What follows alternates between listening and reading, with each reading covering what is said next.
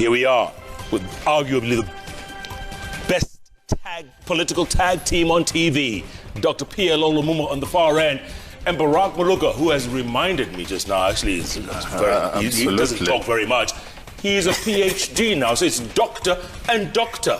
You know, that lizard that jumped from the Iroko tree said he would praise himself if people like you did not praise him.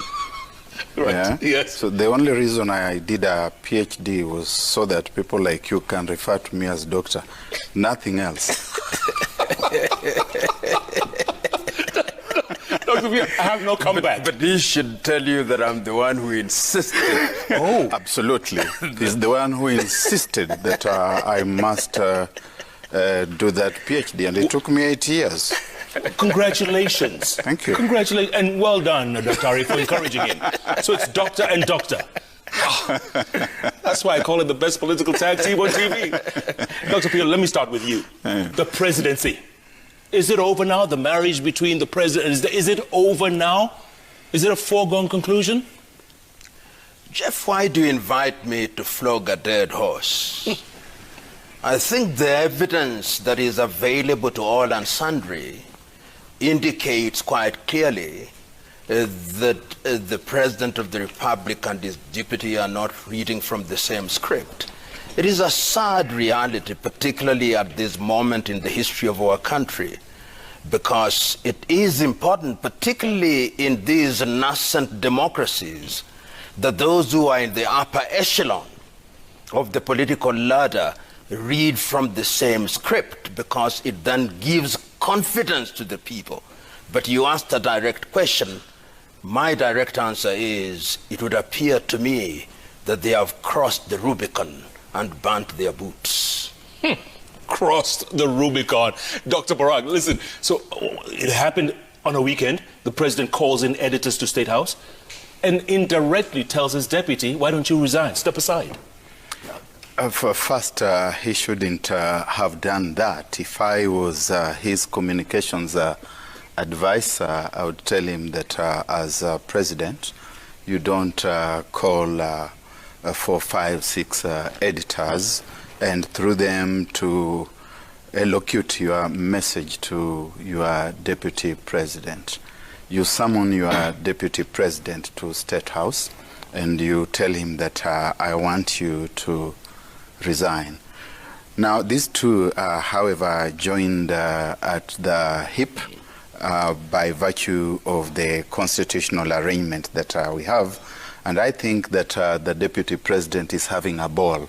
He's really feeling very nice about this whole thing and literally daring them to do their worst, which unfortunately they are not able to do. So he will be dancing around them for quite some time. And you asked Professor PLO whether it was dead between those two. The presidency was dead.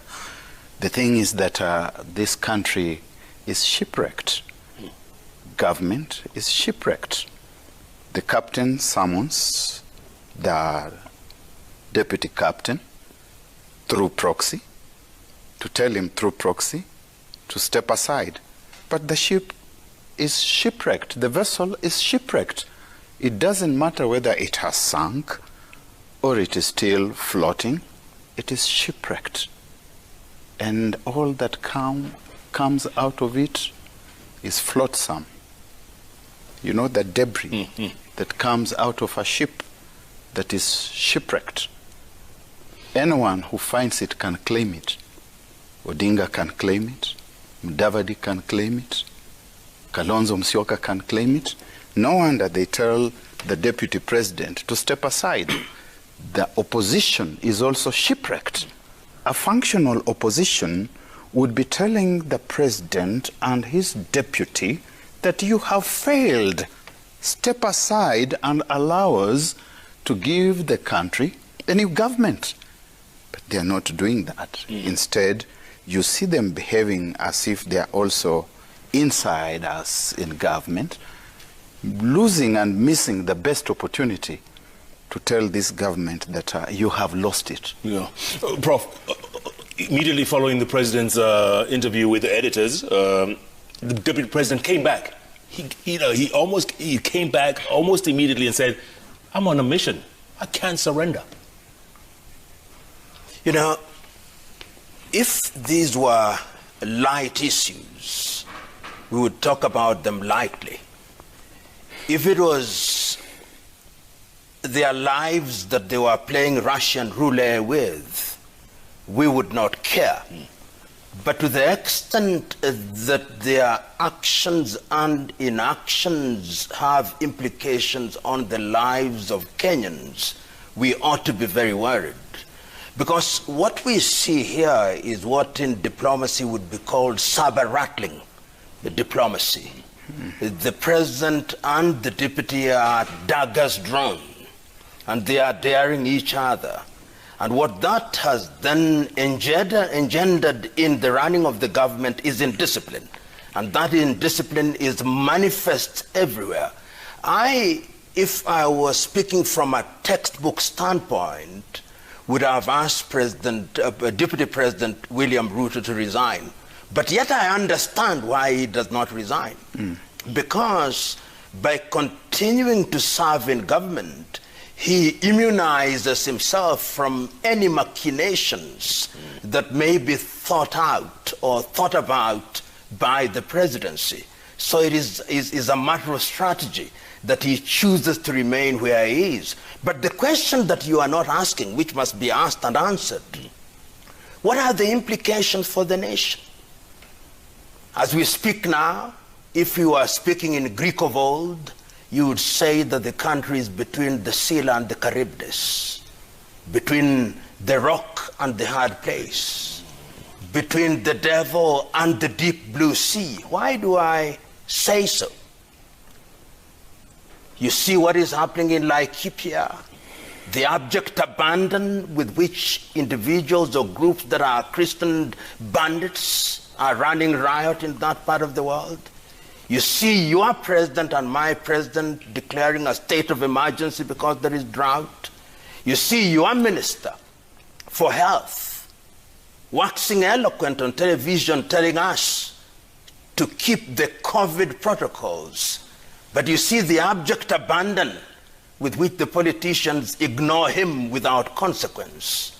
When a country is moving in that direction, it behooves us of goodwill to speak until the scales in their eyes drop and until the wax in their ears melt.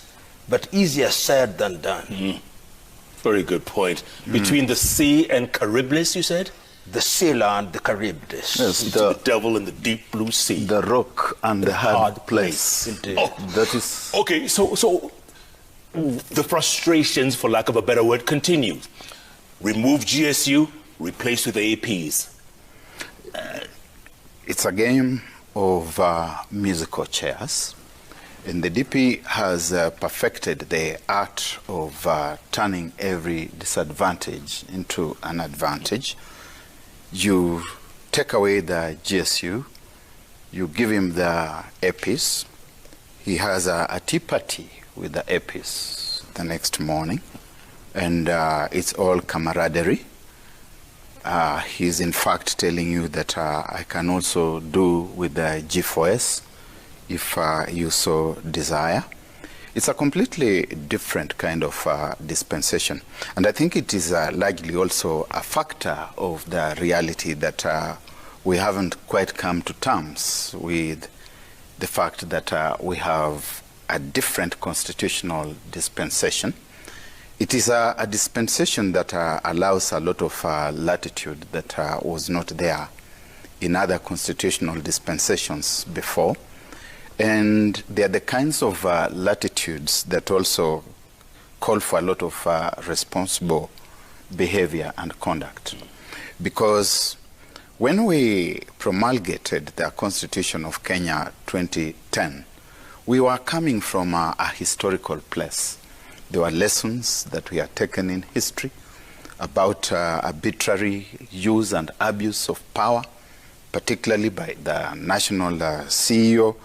And we wanted to make it a little more difficult for the national CEO to behave the way they had behaved before. It's a delicate balancing act on the part of the president, on the part of the person who becomes the deputy president. And therefore, in a sense, the constitution is also being tested to see whether it can work.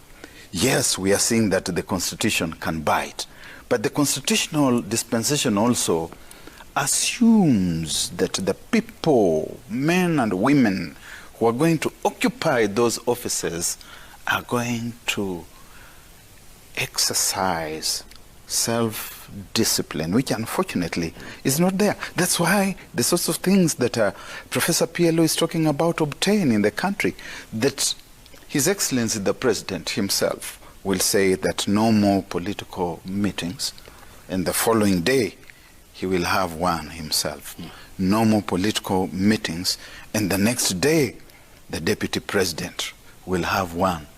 No more political meetings, the political opposition will be there. And even we in the media, I keep on saying we in the media because I consider myself to be a member of this fraternity, we will also lament.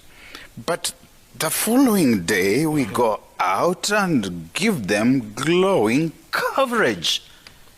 If we were to give Dr. Ruto a blackout, give Mr. Odinga a blackout, Mr. Mudavadi a blackout, even the church, you see them coming out and saying, please obey the protocol. And they receive them, they surrender the pulpit, they greet them with supported hands, they give them the front rows. They are not ordinary worshippers.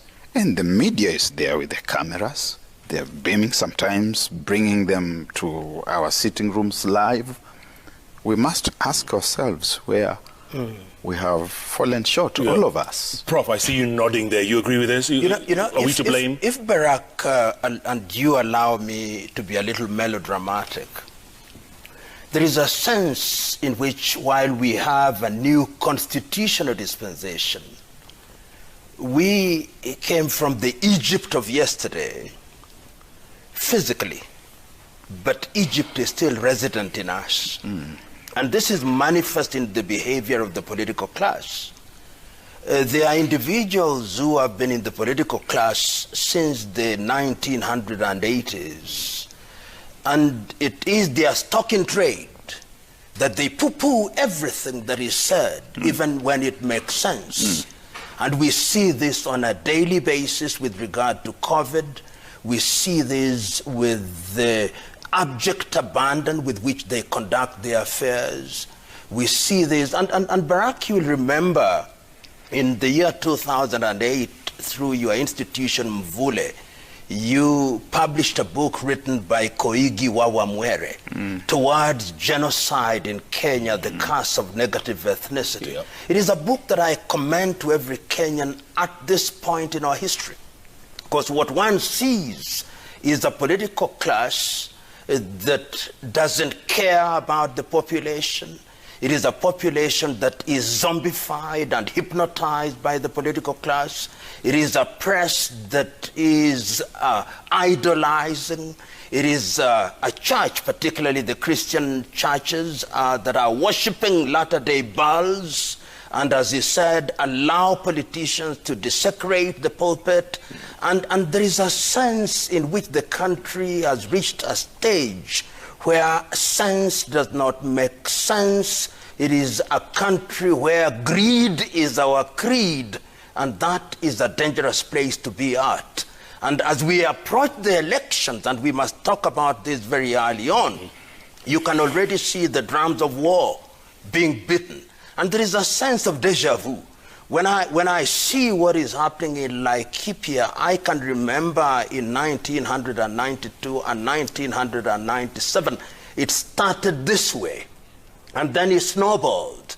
And before we knew it, we were enveloped into a whirlpool from which, I dare say, we have never recovered.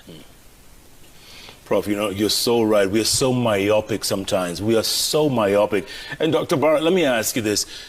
It looks like that one side of Jubilee is throwing everything at the deputy president. Look at C.S. Matiang'i going out in front of a parliamentary committee saying, oh, deputy president, he has most security, 257 guards. Oh, he has built himself a vast empire. So they're throwing the kitchen sink at him now. Rafael Tuju, a few days later, saying, oh, it's great that he's making 1.5 million shillings a day on eggs as he paid his taxes. So it looks like, the gloves are literally off. It is a good revelation.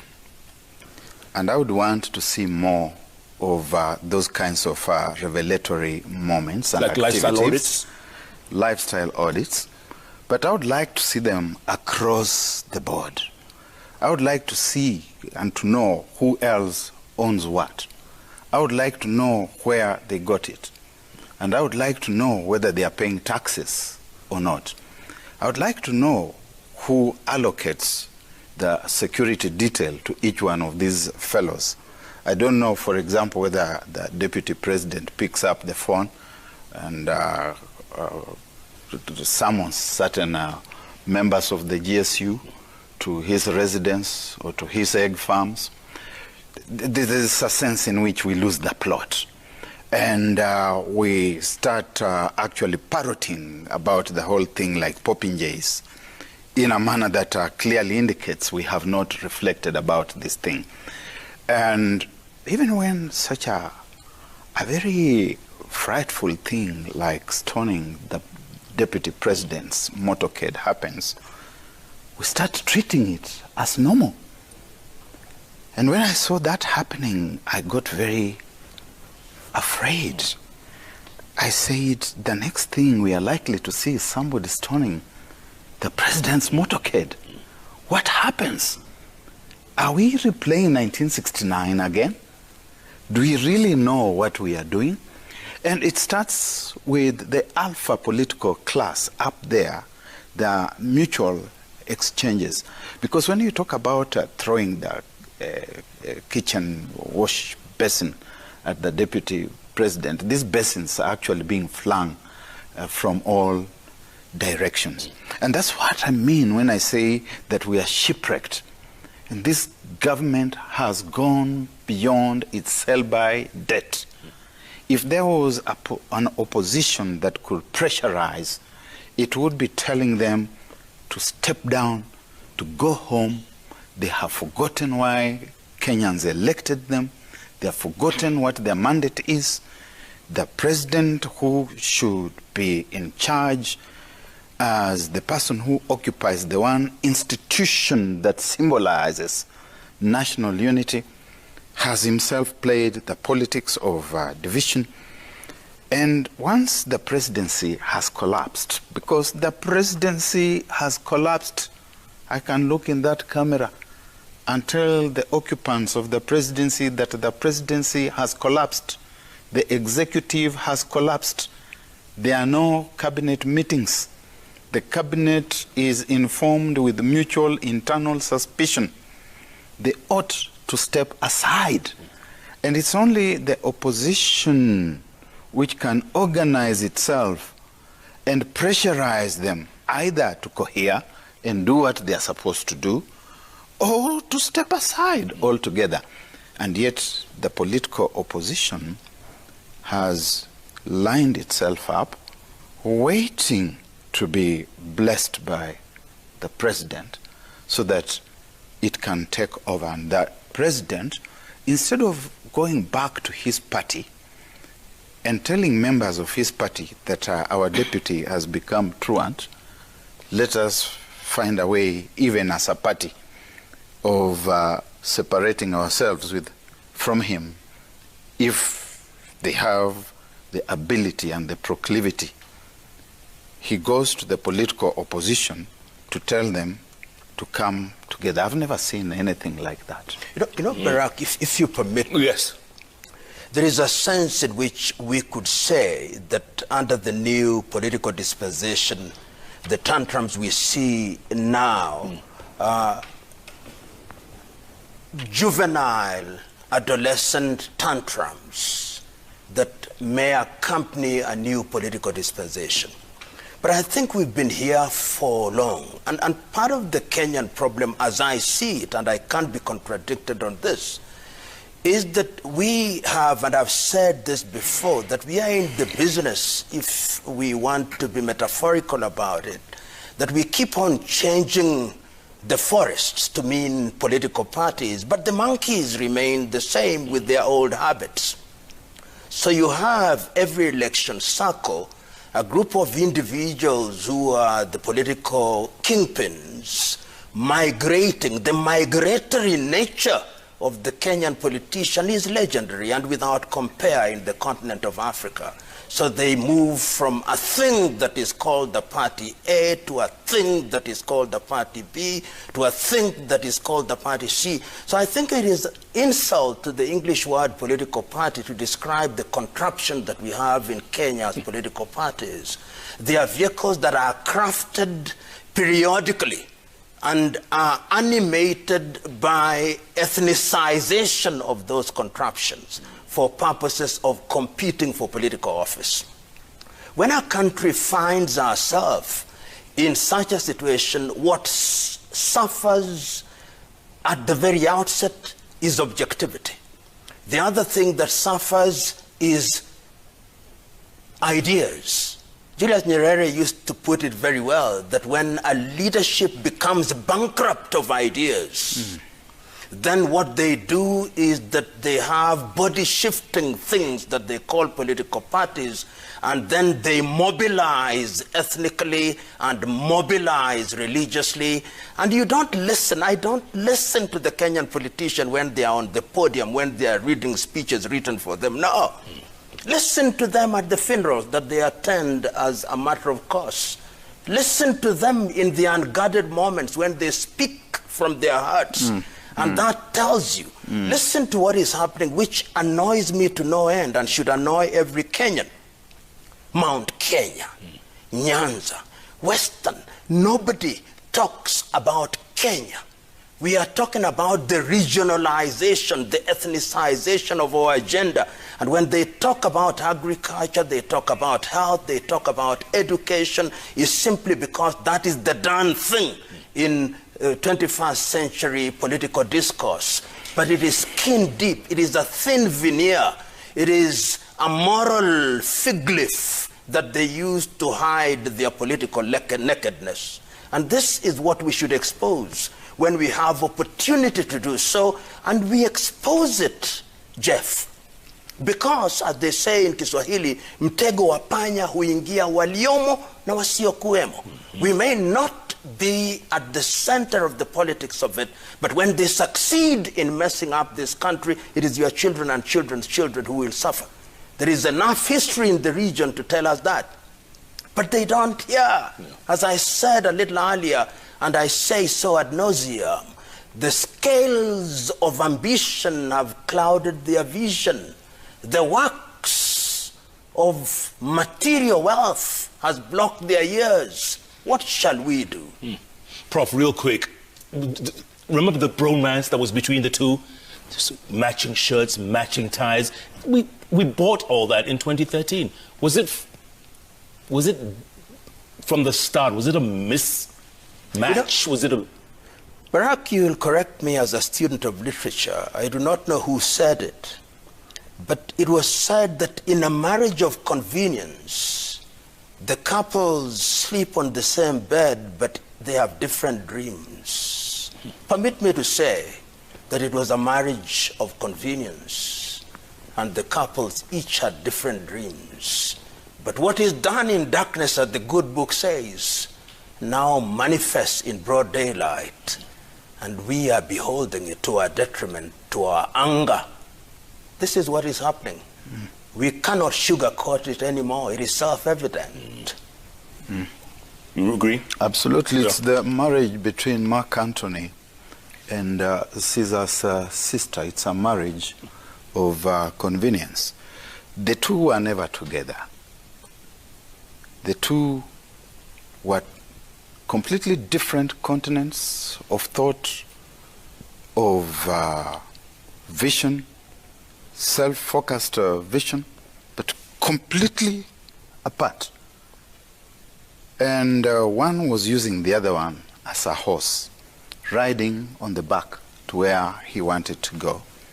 And the other one was hoping that he would also ride on this horse in the future.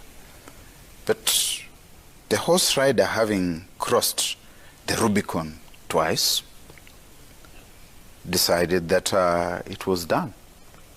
And we must ask ourselves the question, what is it that is going on in government? When President Uhuru Kenyatta, His Excellency the President, says it is about the baton, and instead of him waiting there for the baton, he has come for the baton. He's saying that whatever it is we are doing in government, whatever it is I'm doing in government, he wants to be also doing it. He's not waiting for the day when I will finish doing it, good or bad, so that it can become his turn. But when I look at this government, the thing that I see in this government is graft. And because of graft, we have spent 4 years focused on an individual, fighting an individual. That is the agenda of government, making the individual an election issue. And I've kept saying that if this individual is these things you're saying he is, we must have laws, regulations, and procedures of addressing that matter so that we can put it. You know what they say, gentlemen, there's no honor among thieves. Among thieves. But Among thieves. Barack is making a point there, which he'll conclude before I interrupt him. He was making a point, but this thought came when he talks about having a raft of laws that lends itself to being used to deal with people who are errant. Because when individuals are errant within a governmental system, they harm the population. And we saw this in South Africa, when it was thought, rightly or wrongly, at a certain stage that Thabo Mbeki was not conducting himself properly. The machinery was deployed to truncate his tenure. The same we also saw in the case of former President Jacob Zuma. What we are telling ourselves and what we are being told in this country is that when you occupy political office, you are by that very fact immune from the legal process. And that is a bad thing. It is a bad thing because as I speak to you now, this country is punching below her weight economically, politically, and otherwise. And I believe that we'll have occasion to ask ourselves, how can you have a country? If you read the newspapers today, a country in which if you read her newspapers today, you would think that we have an elections next week.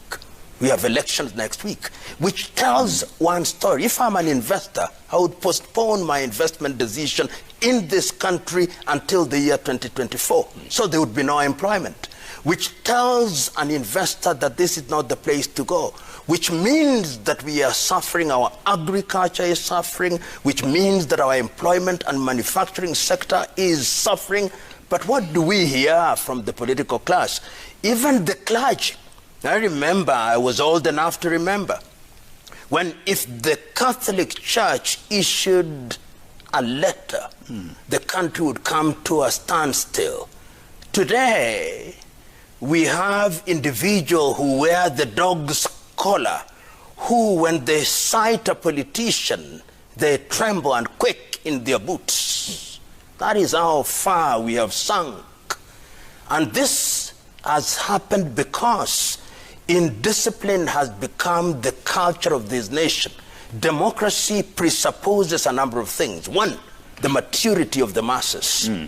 Two, a leadership that knows where it wants to take the people. And three, discipline as the DNA in running the government. All those ingredients have disappeared without a whimper. Gentlemen, I want to take a quick break. This is too much English for me. This is incredible. This is an interview you're going to be wanting to play over and over and over again. Because when Professor P.L.O. Lumumba shows up, and now Dr. Barack Muluka, listen to him also. No doubt the best political tag team on TV. Gentlemen, when I come back, the Uhuru succession. It's the usual suspects. What is that about? And we're here watching like we're on the sidelines of a Shakespearean thingy-majig. I'm out of English. Let's take a break. Jake and I will be back in a moment. Wow, what a show, folks. This is a show you're going to want to replay over and over again. When the best political tag team shows up on JK Live, you know they are waxing lyrical. That's right. And I remember the phrase I was thinking of before when I said Shakespearean. It was the theater of the absurd, right? Prof, is it absurd? Theater of the Absurd by Soren Kierkegaard.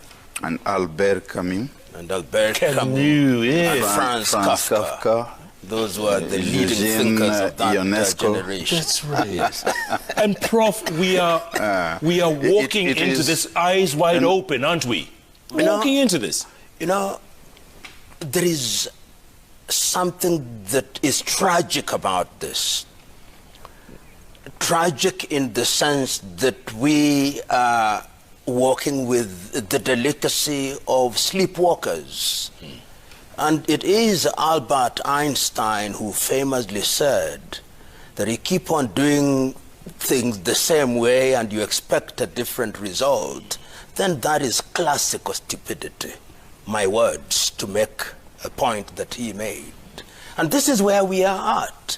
And when you talked about transition, when you talked about the change, what one expected, particularly when we came up with a new political dispensation, is that we would have a process which would be midwifed in a manner that would deliver results which would be informed by the democratic participation of the people.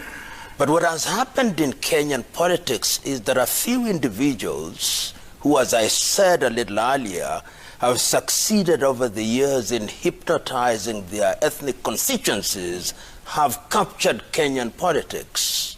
And there is something that I think has been said times without number. These are politicians who suffer from the Jehovah complex or the God complex. And we are also to blame. We are co-authors of our misfortune. We are told if one of our own is the president, then that is our Shangri-La. So that each ethnicity is struggling to produce their own as the president, and is a cutthroat competition in which throats are actually cut. And we saw throats cut in the year 2007. We saw throats cut in the year 2017, 2018. And if we are not careful, permit me, and I hope I'm wrong, to do the work of prophets without the gift, if we continue on this trajectory, then what we saw in 2007, 2008, and 2017 may happen again. I pray on a daily basis that I am wrong. But you see, when you see the same individuals, and this is perhaps the tragedy of this country, when I listen to each one of these individuals, and I know them reasonably well in the public agora, telling me that this time round we are going to deliver as we never delivered before, I believe them not, because I've heard this monotonous sing-song for the last 2 decades. These individuals have been in government. Either they served under Daniel Moi, they served under President Kibaki, they are serving under Uhuru Kenyatta. They have had the opportunity to work out the magic that they now say they will work. They'll say, we were never president. It doesn't matter. If you want to demonstrate to us how good a dancer you are, you show us during the rehearsals. And during the rehearsals, we have not seen great dancers. Barack, what is it about us? Is it too much democracy? Is it too much education? Are we too free? Because, you know, if you insult the head of state like people do on a daily basis, can you imagine that in other countries around our region? It is sheer irresponsibility, and I want to take it right from where he leaves it. He prays and hopes that he's wrong, but I fear that he's right. I fear that he's right because from your idiom of the theater of the absurd, and I've said that before here, it is the Sisyphean curse, the myth of Sisyphus, the individual who is condemned by the gods to keep on pushing this massive rock up the mountain. And each time he gets to the top of the mountain, the angel of mischief kicks and rolls it back to the foot of the mountain. And Sisyphus must go back to the foot of the mountain to push up the rock again, knowing very well that when he gets to the top of the mountain, the angel of mischief will push it down again. Albert Camus concludes that Sisyphus must be presumed to be happy about his circumstances. I don't think that we are overly educated. In fact, we are not. When we were voting in the referendum that gave us what was adjudged easily the most progressive constitution in the world in 2010, many of us said so-and-so has read, and therefore it's a good constitution. It's an indication that in that zombic existence, we never really got to understand what it was that we were voting for. And today, when someone tells us, let us again tinker with it, let us change 74 articles of this constitution, we still come forth and say, so-and-so, the Messiah has said, so let us go and do it.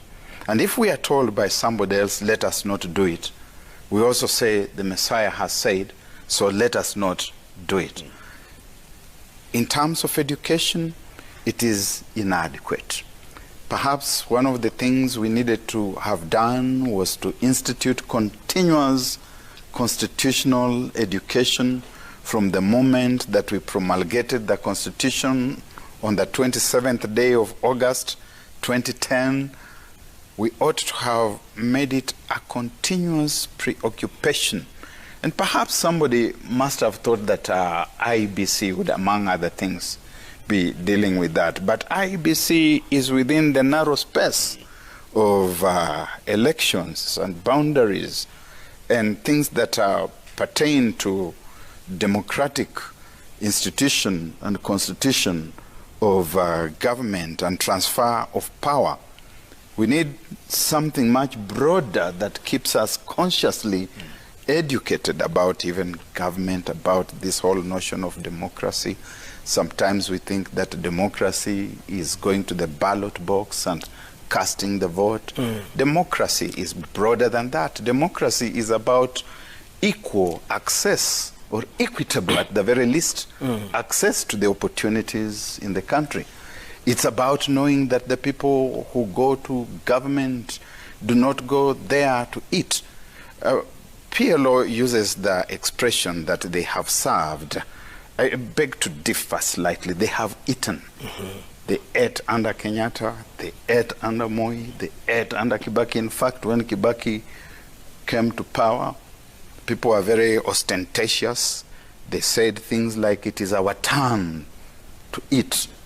And so when you get there, Jeff, I've sat on this bench, and we floated the notion of prebendalism.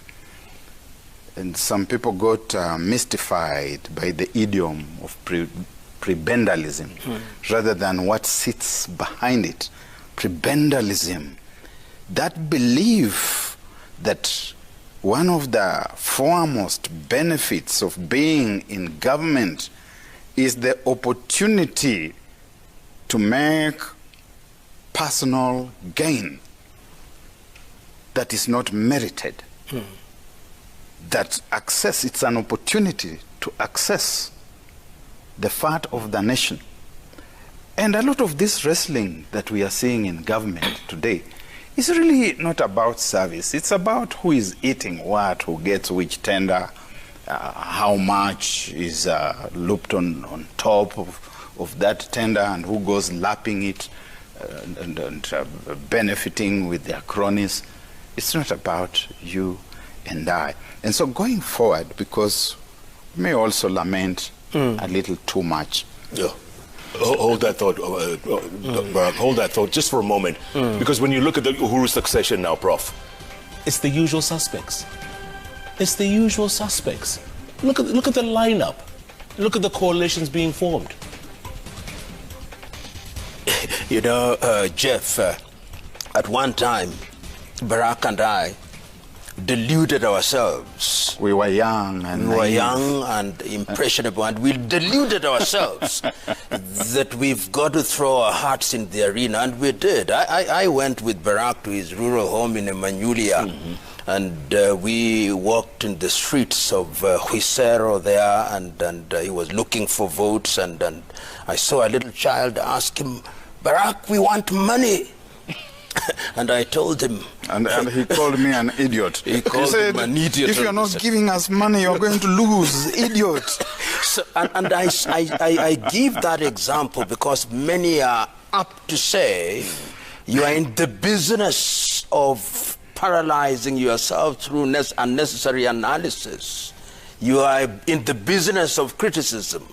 The problem that we have in our politics as it is now, and I dare say we will go through at least 2 more election cycles before it goes back to proper factory setting, is that we have individuals who have refused to leave the stage. And this is not only the tragedy of Africa or Kenya, but also the tragedy of Africa. It's the Baganda who said that no matter how good a dancer you are, you must know when to leave the stage. The individuals that you are mentioning, I will not name them because they are known.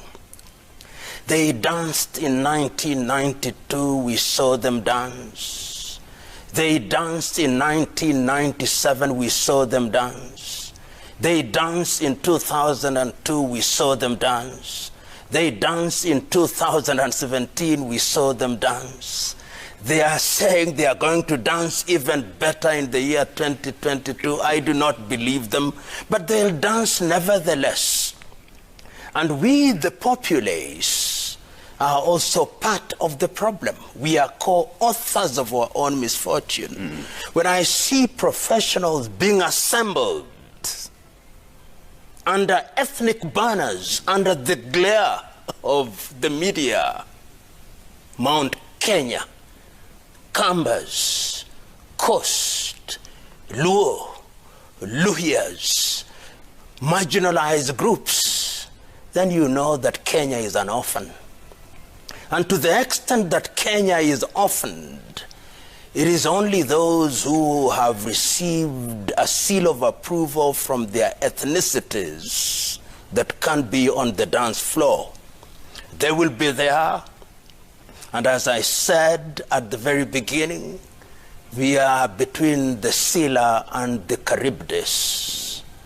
We can only extricate ourselves if we make the conscious decision to demand more, to ask of the current political class that we are tired.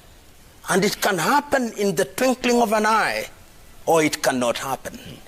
It happened during the Arab Spring. It happened in Sudan. It happened in Mali. And if we are not careful, it could very well happen, because I see enough young men and women out there asking the question, the things you are telling us now, do you think that we have the memory of a warthog, that we do not remember that you told us this 5 years ago? They are asking.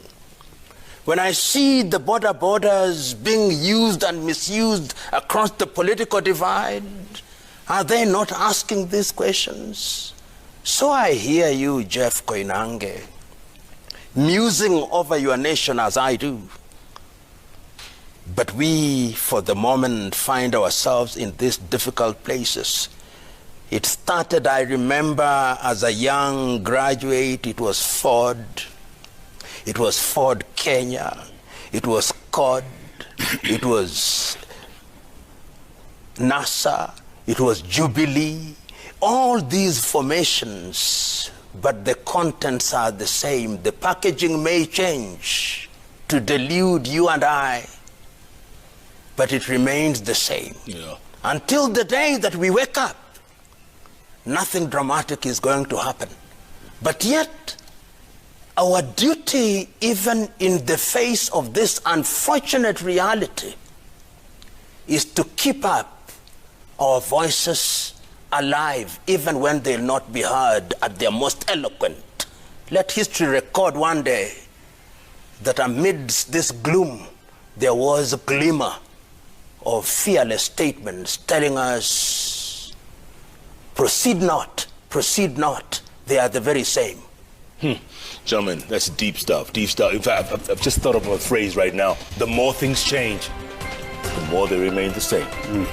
Plus ça change, plus c'est la même chose. Louis the 14th. Ça peut changer, ça les mêmes choses. My goodness. I told you you're going to replay this over and over again. Plus ça change, plus la même chose. La même chose. The more things change, the more they remain the same. My goodness. Folks, let's take a break. We'll come back, plenty more ahead. Don't even touch that dial.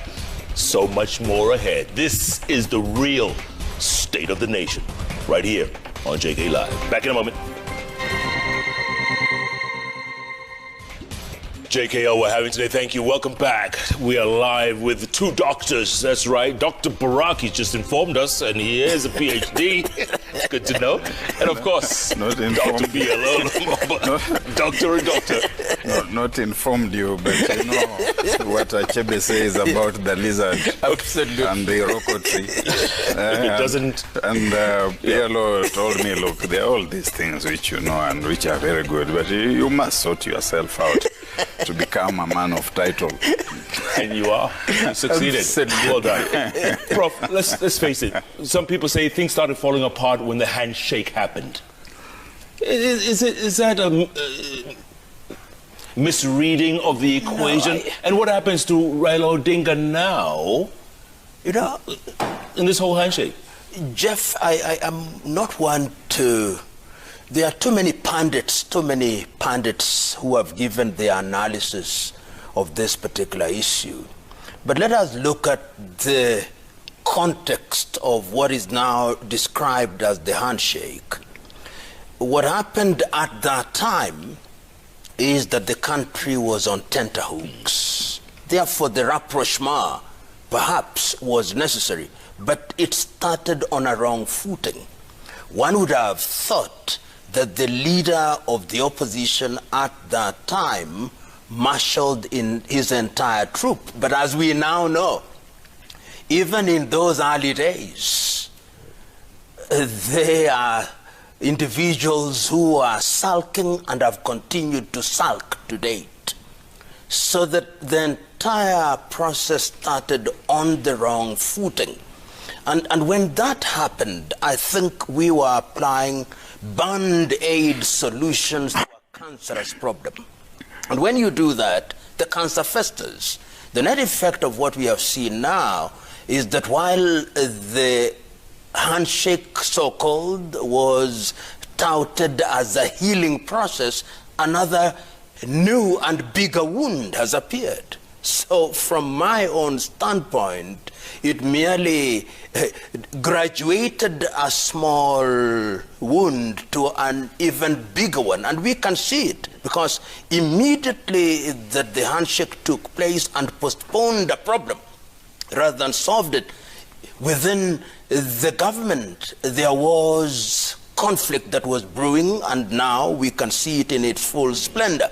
And the country has been paying for it for the last 4 years. As Barack said a little earlier, this country has been engaged in wars of different intensities. And what we have seen is the indiscipline in government. What we have seen is the intensification of negative ethnicity. What we have seen is the theater of the absurd that you've talked about. What we have seen is a preparation for an election 4 years in advance. People have been on a campaign trail since the year 2017. And our economy, tomorrow, the Treasury will be announcing the rebasing of the Kenyan economy. And they may very well say that our economy is 100 billion GDP. A lie. This economy has shrunk, and there is evidence everywhere. And I attribute this to the squabbling within government. And that is a tragedy of gigantic proportions. But we also warned ourselves that we don't want to be wallowing in the sea of lamentation without prescribing what it is. Let us now ask ourselves, what have we done as a people? What have we done in order to ensure that we set a new agenda? One of the things that makes me most unhappy is the print media in this country. If you read the print media from January now to now, you will discover that the headline has been the same thing for more than 90% of the times. They don't set agenda, as Barack will articulate a little bit more. They don't set agenda. They don't talk about what we ought to do in agriculture. They don't talk about what we ought to do in manufacturing. They don't talk about the things that we ought to do in the East African region. As I speak to you now, the port of Mombasa is losing out with the port of Dar es Salaam. As I speak to you now, businesses are being set up in Kigali, in Rwanda, and not in Nairobi. As I speak to you now, we are losing the things that were naturally ours. And this is attributable to a leadership that has been gripped by myopia. It is attributable to a leadership that is bent on pursuing political power for its own sake. This is as a result of a political leadership that is dictated by unbridled ambition to the detriment of the people. And it is our duty, therefore, and you who have the honor and privilege of organizing fora such as this, to begin to give the oxygen of publicity to men and women who are going to speak from the agora and say, no more shall we allow the agenda to be set by people who are fundamentally broken records, whose songs we have heard, whose cacophony of noise we have entertained for the last 24 years. If we do that, something dramatic may happen between now and the month of August. Who knows? Who knows, Barack? And yet we continue. I mean, the coalitions continue being formed. You hear One Kenya Alliance. You hear there's a third force. You hear there's, I mean, it's the usual suspects. It's the same individuals. It's a game of musical chairs. They're not saying anything new. They're not saying they want to unite so that we can become what? You hear people saying, I'm the best for president. Make me president. But they're not telling you what they will make you after you have made them president. Another one wants to become governor so that you can become what? Another one wants to become senator so that the citizen becomes what? But the citizen is caught up in a long night of slumber. And it behooves us in certain key and critical institutions to wake up this citizen. That speaking as an African citizen, I'm reminded that there are at least 3 critical institutions. There's the town crier, who we see going around in the night announcing what should happen the next day. The town crier. The media is the latter day town crier. And the town crier is held in very high esteem globally. to the extent that Cromwell coins the notion of the fourth estate and says, and they more powerful than all the rest. Are we using that opportunity to set agenda? Because the town crier is the trailblazer, the bearer of the torch, who must show us the path. And when we get lost, the searchlight must come back to the path and tell us that is where to go. But then we also have the custodians of the shrine, and who quite often get lost. And when they get lost, they must also be called back to order by the town criers that they are lost. They have lost direction, and the sheep and the people with them. The academy is lost.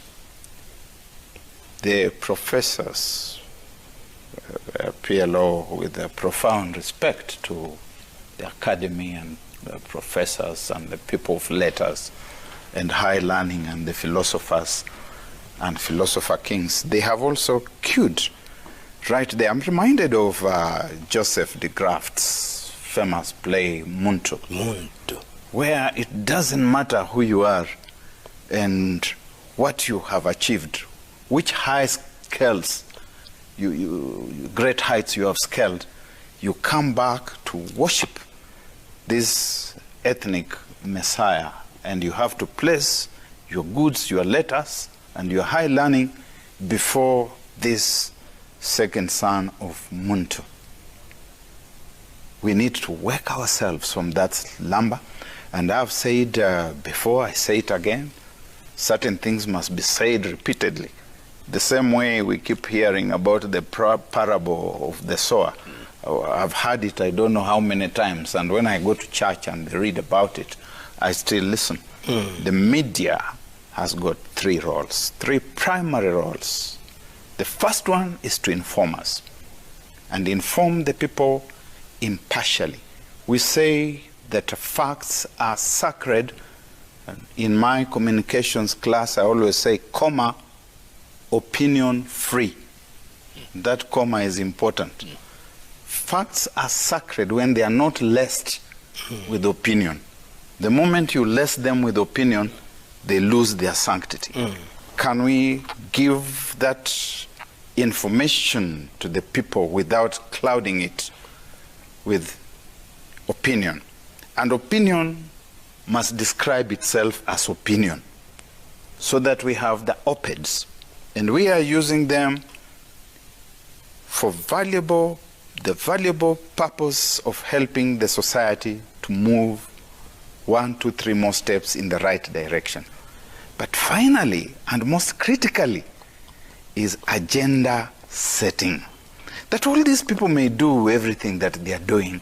And if we think that they are taking the country on the wrong course, we forget about them. We cannot be lamenting about what we are calling the grand super spreaders, but we are following them with our cameras. They know that we are going to follow them with our cameras, and that is exactly what they want. There are people in this country who will not begin a meeting, who will not start reading the document that they have before they have seen these TV cameras. They will serve tea, they give you mandazi, and people will be kept waiting until they see these cameras. Keep away these cameras from these people and take them to more useful things. That is agenda setting. Tell Kenyans that what we want, the country we want, is a country of such and such a description. And let Kenyans therefore find the leaders that fit in those prisons, regardless of whether they have money or they do not have money. Yeah. Because like Obama said, yes, we can. The pulpit must be redeemed, because I think we have got a lot of pretenders now owning the pulpits. All right, gentlemen, let's discuss going forward. Prof, going forward, what do we need to do? Going forward, I think there are a number of things that we as a nation must do. I think this is the point in time that we must go back to the basics. We must ask ourselves what it is that we must do to make Kenya secure. And I say this in the context of what we are seeing in Laikipia. I say this in the context of what we are seeing around the country and the insecurity. And we must therefore ask ourselves, what are the kind of men and women that we are putting in those places? We must ask ourselves what we are doing in our education sector. What kind of men and women are we putting in those positions? What are we doing about our agriculture now that the president has declared drought to be a national disaster? What are we doing about our borders? What are we doing about unemployment? What are we doing about the businesses that have suffered during COVID? What are we doing about our health system that is still being weighed down by the COVID reality? And when we ask those very practical questions, then we recognize that politics becomes a very important ingredient or instrument in solving these things. I always love these opening words in the American Declaration of Independence because they transcend all societies.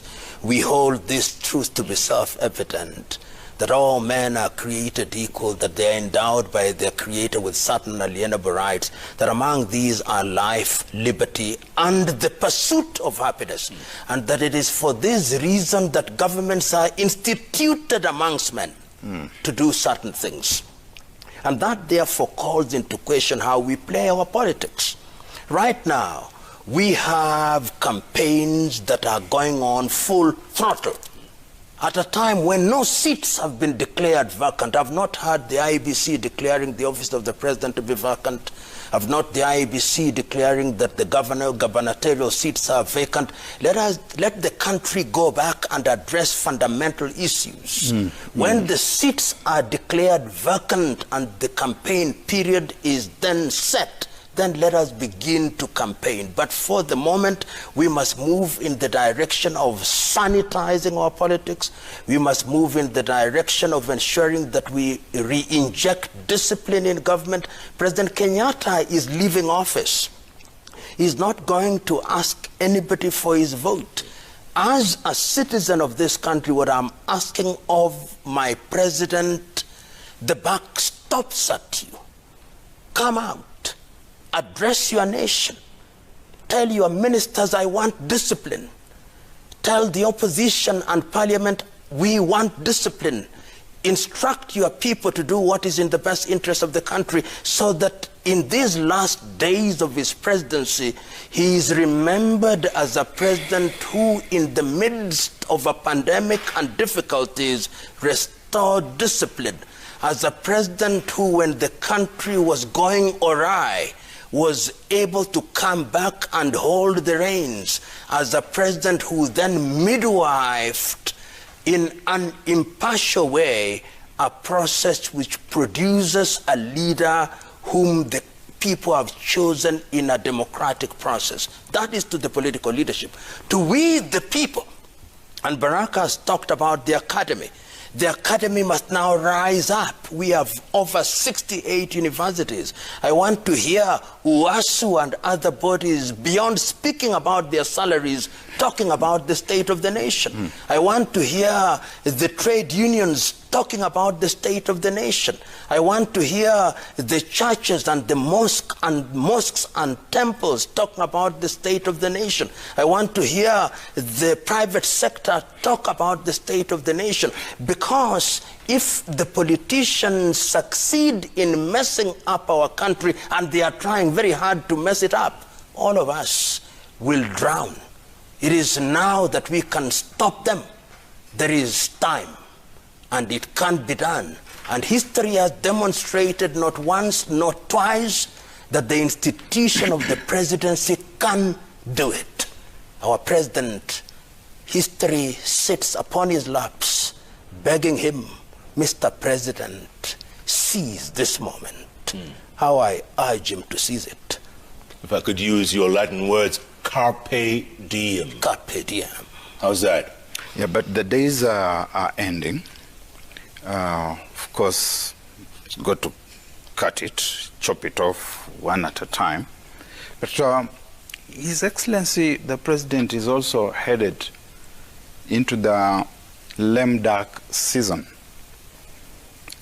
And that hiatus that he has is a very short one. It's a very small, limited gap because that window is closing. When you see the defiance within his own fraternity, it's an indication that he doesn't have such a long distance to run. Even the people who have been very staunchly pro-BBI from his own backyard, you're seeing they're beginning to hem and haw, that they're starting to engage in doublespeak. And it's the doublespeak of migration, pre-migration doublespeak. Such that if for a moment he just forgot a little bit about this thing of it is so and so, such and such an individual that should succeed me, and focused a lot more on it is this kind of person or it's this kind of country that I want to lay the foundation for, because he has already lost 4 years. These past 4 years have been a wasted season of internecine, intra-jubilee wrangles. You asked about the handshake. I think the handshake was the catalyst where Mr. Odinga found his way into the Jubilee ship, and he rocked it from within. He had good reason to get on board that ship and rock it, because it was a hostile Amanda. He believed that they had stolen his election, and when he got there, he must have got there as an unhappy person. I don't know what agreement he reached with the president. He has seemed as if he has been in co-presidency with His Excellency the President. These people are in the habit of reaching certain agreements that we never get to know about in public. We only get to hear about them years later, months later, that there was this agreement which was breached, and instead focused on the right things. The IBC is one institution that we have not been talking about. The BBI missed it. The BBI said nothing about how to manage elections so that we do not have a repeat of the kind of situation that we have had in the past. I have seen that people are baying for Chebukati's blood. And the pattern is exactly the same as it has been in the past. Chebukati might survive or he might go. I don't know. Procurement issues, some people have even gone to court. They are saying postpone the elections. This is the kind of confusion that the country does not need. But you can see that these are also the preparatory and preliminary stages that eventually mature in rejection of election results and election-related violence. This thing about Chebukati should go, the other two commissioners with him should go, is something to be watched. It is in its puppy stages. It's going to mature into some kind of dogmatism, from puppyism to dogmatism to electoral violence, the things which must be midwifed. Yeah. Gentlemen, I think with Magic World, we have some tweets. I'm sure the tweets are coming in, so we can talk about this all day. Absolutely. Every day. But you know what? There's nothing wrong with talking. Oh, it's a slippery slope we're going down. In the beginning, there was the word. And the word was? Was with God. With God. Let's go to the tweets. Let's check out. So many tweets, so thick and fast. Sir Dam says, do you think Kenya needs a transformative, in brackets, revolutionary leader, or should we just implement 70% of the current constitution? Barack, real quick. It's the constitution. Just implement it. Yeah. And those who act and speak against the constitution are sleeping in the middle of a revolution. Rip Van Winkle. Rip Van Winkle. I agree. That you agree, Prof? We implement the Constitution, we'll make a few mistakes. The only thing is that we must not persist in our foolishness. We'll make mistakes, and we must have the courage to acknowledge and correct them. And that we can't do in an environment of dignity and mutual respect. Absolutely. Mulindi Osome says, so who do we blame? The president, the DP, the opposition? Going to bed with the opposition was the greatest mistake. Call it what you wish. Peace for a country isn't attained in such a way. Prof?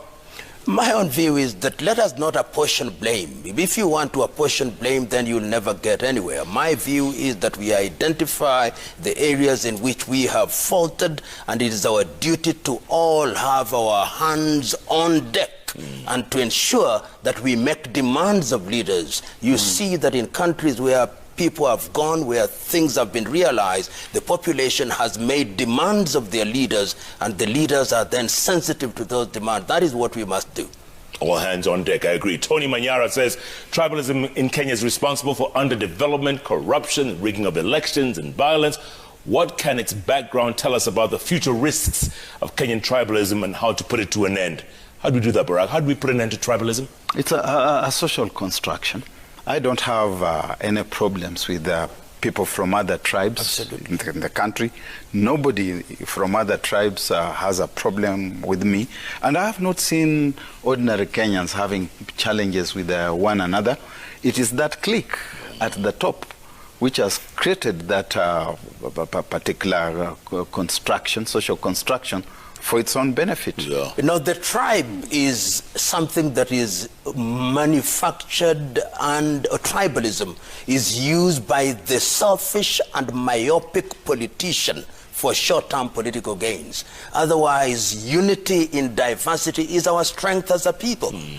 That is the way we should do about it. Yeah. Do we have to reset our brains? Is that what we're going to have to do? Just reset?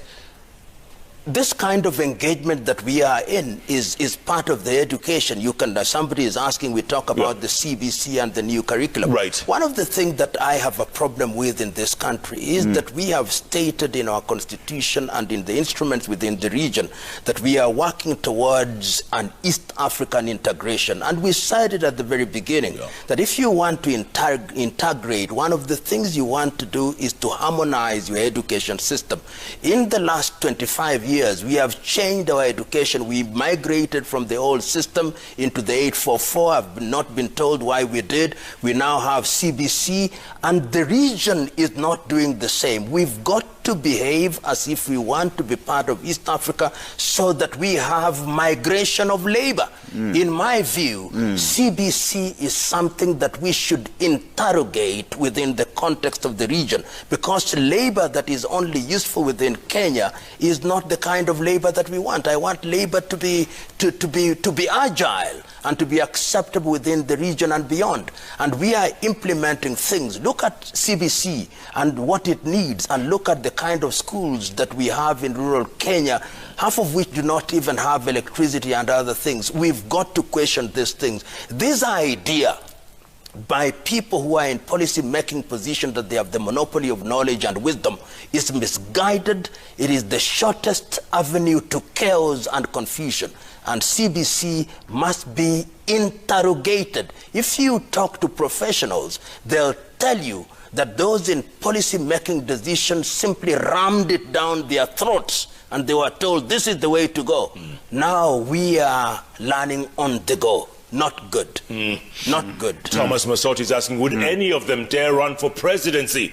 If yes, what would be any 3 changes they would champion for? Barack? 3 things. First of if you were to run. First of all, this country doesn't vote for people like me, and therefore I would not offer myself for electoral politics. Meaning what? Intellectual?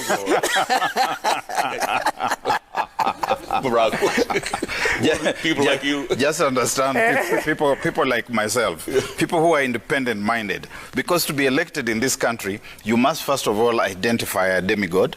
You must kneel and prostrate yourself before that demigod. And sometimes you must take your wherewithal before that demigod. And you must even send messages to editors in media houses like this one and tell them that if you joke with so-and-so, we are going to sort you out. I'm sure you are familiar with those kinds of things. I have got neither the ability nor the proclivity to worship a human demigod. I only worship God.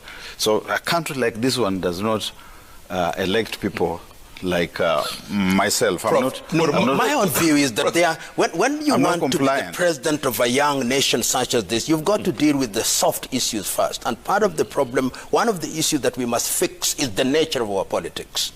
And I think that the architecture of our politics will require, among other things, that we have institutions that are functioning, that are capable of serving the people at the grassroots. Number one. Number two, you want to deal with mobilization of resources, because once you have sanitized your politics and you have mobilized resources, then you have the ability to implement the agenda that you put on the table, whether it's in agriculture, it's in education, in health, and those other areas. And number three, the human resource.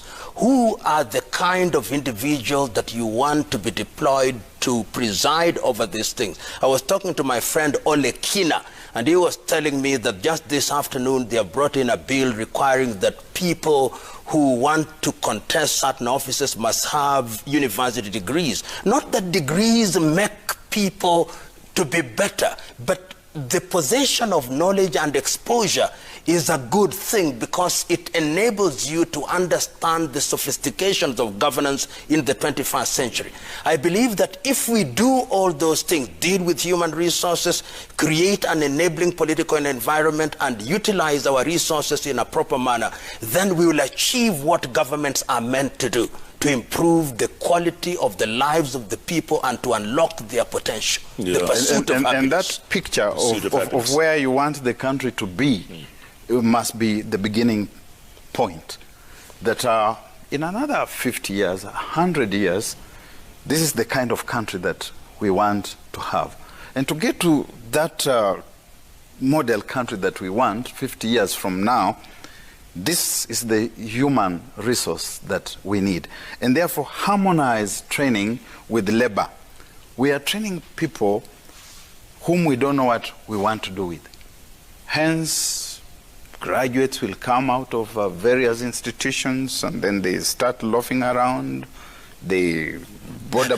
There is a nagging question there which you must speak to even as you talk. Tubarak, kindly ask the lingual duo about the entry of Musalia Kalonzo and the likes of Muturi and Jimmy Wanjigi to 2022 presidential contest.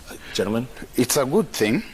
I think eventually I would desire a situation where they all run.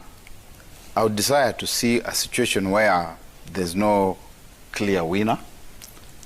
Instead of them haggling all the time about I'm the best, you must support me. And then let the Wananchi voters nominate the last two people who get to the wire. No, the individuals have the right to offer themselves for election. I do not begrudge them. In my view, I've seen enough of them in the last 10 years. If I was asked to vote for any one of the individuals that are named there, I would be very slow to vote for them. Because I would be very slow because I've seen them serve as cabinet ministers. I've seen them serve in different capacity in the government, and they do not inspire my confidence.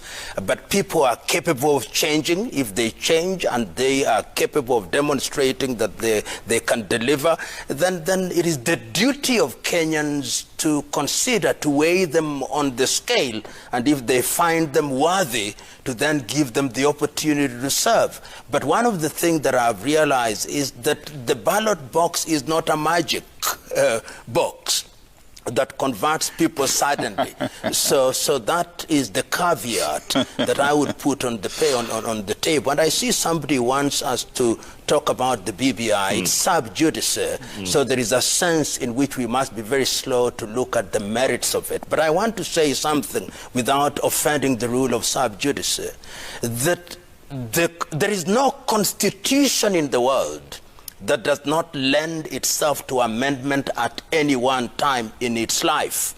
The only thing that I want to say, and this is a view that I've articulated before, is that the BBI, as it was conceived and marketed, was dead on arrival. It was a process that was not commenced in accordance with the Constitution, and I'm now happy that the High Court has made that finding and the Court of Appeal has made that finding, and those who have aggrieved have found it fit to go to the higher court. Let us wait for the higher court to pronounce itself on that issue, and once they have, we shall then have the occasion to unpack the judgment that will be delivered. Part of the discipline that I'm talking about is to recognize the rule of sub judice. Yes, and an opinion nonetheless is important and critical, especially about the so-called eternal clauses, those which we cannot amend. And I've seen that that's one of the reasons we are going to the Supreme Court.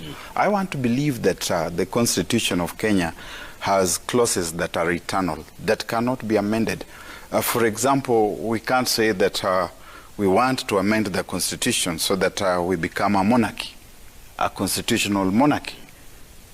Our Constitution says that we are a Republican institution, a Republican entity. We are a constitutional democracy. And if you're going to say, let us change, let us amend so that maybe we now have a monarchical system of government, I think that would be a very retrogressive kind of... We will reserve that debate.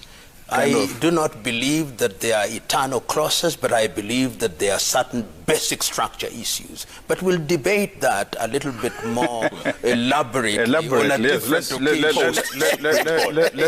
come back.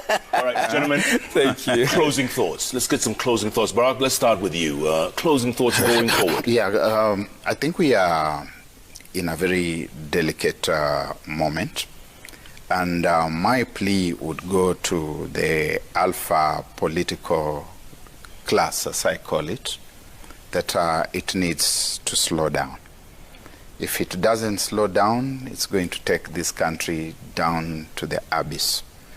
Because the things that they are saying to one another, the things that we are seeing them do, we begin seeing them percolating downwards.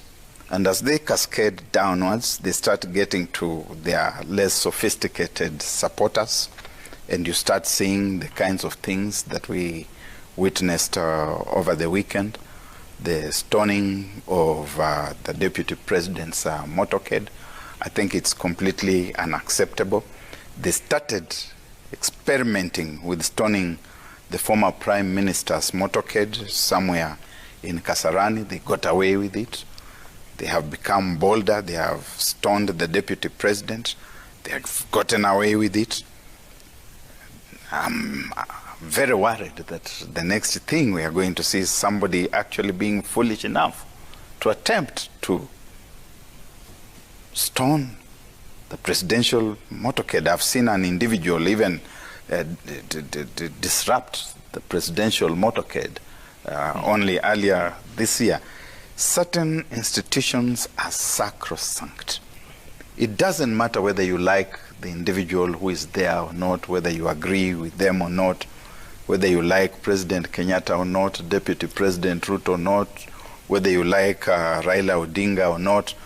Give them that space. Let us have conversations of this kind. Let us agree to disagree, but let us not take that route. Absolutely. Prof, you get the last word. But my view is that we must sanitize our politics. We must introduce discipline in our politics. We must tell the politicians that they are exposing this country to grave danger. And we should ask constitutional institutions that have been created to begin playing their function. The National Commission on Cohesion, I want to hear their voice about the ethnic venom that is being spewed around. The Commission for Human Rights, I want to hear their voices. the churches and the mosques and all Kenyans of goodwill. This is the time to remind the political class that if we continue on this trajectory, then we are exposing our country to mortal danger. To the population, don't allow yourselves to be manipulated by your ethnic kingpins. If one is from your tribe and they become president, they'll not become president of your tribe. They'll become the president of the Republic of Kenya. What we want is service delivery. And to the president of the Republic of Kenya, history is beckoning. In the month of August, after the 9th day of August, a week from that, you will not be the president of this country. Historians will be looking back and they will ask, when you had the chance, did you secure the country? We are asking you, move now and say what other leaders have said before. The buck stops with you, and Kenyans of goodwill will support you in that quest. And to the politicians, lastly, during this COVID, please just respect people's lives. You love votes. You need their votes. Don't expose them to premature death through your recklessness and unbridled ambition. Thank you. Gentlemen, thank you so much. I could talk about this every single day, and it's great that you guys come. Thank you for coming all the way from Emmanuelia. Yeah. Please greet the Emmanuelians when you go back. I'm going back tomorrow. Yes. Thank you. Thank you. Barack Muluka, PhD. Yes.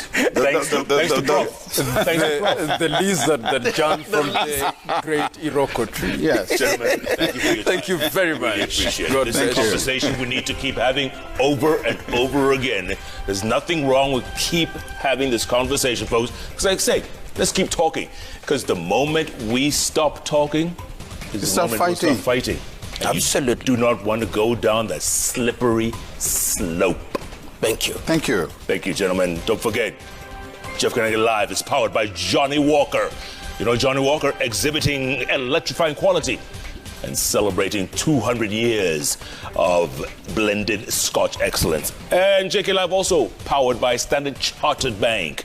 At Standard Chartered Bank, priority banking, your well-being becomes their priority. Thanks so much for joining us, folks. Again, spread the word about this particular show. Play it over and over and over again. Thank you all. Good night. Good luck. God bless you all. God bless, gentlemen. Thank you.